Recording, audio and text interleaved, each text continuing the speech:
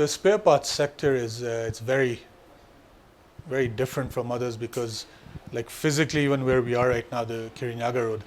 Um, the great thing about this place is there must be about 500 shops from the start to the end. It's not a massive road either, so the small shops, they're medium sized, they're large ones, and you can get, whatever your pocket can afford. You can get a part from the cheapest Chinese part for 100 shillings, and then the same genuine part at our location might be 500 shillings. So affordability is really there in the spare parts industry.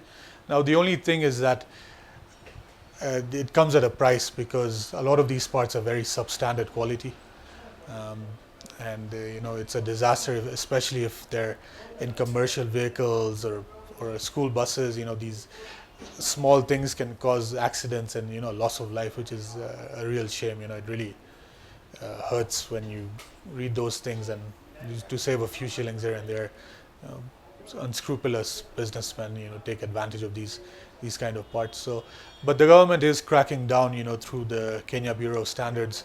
There is greater scrutiny and importation of these goods to make sure that they're of higher quality.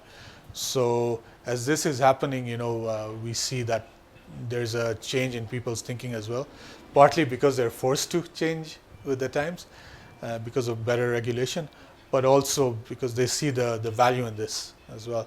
So it's evolving to a phase where people, it's a good thing for us because we specialize in genuine parts. Until now, there were a few niche like we have corporate customers who, of course, they can't have their vehicles down, their fleet down for a long time. And genuine parts they're guaranteed that to run your vehicle, at optimum performance, so you don't have any issues. With others, you're not too sure.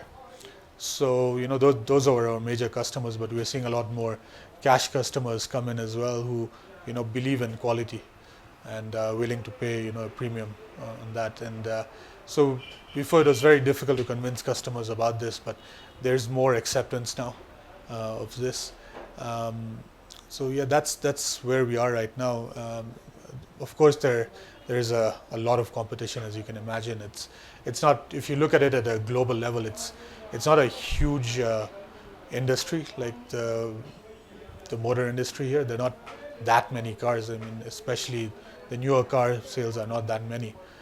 But the amount of players that are in the market are numerous. People try. They think it's a very lucrative sector, so they try to get in. They import some parts, and unfortunately, it doesn't work out for them, and it goes back to the drawing board. So yeah, there are people who are continuously, because there's no like major barriers to entry. You just import something and you try to sell it, and a lot of the time they don't have a proper setup. They're briefcase suppliers.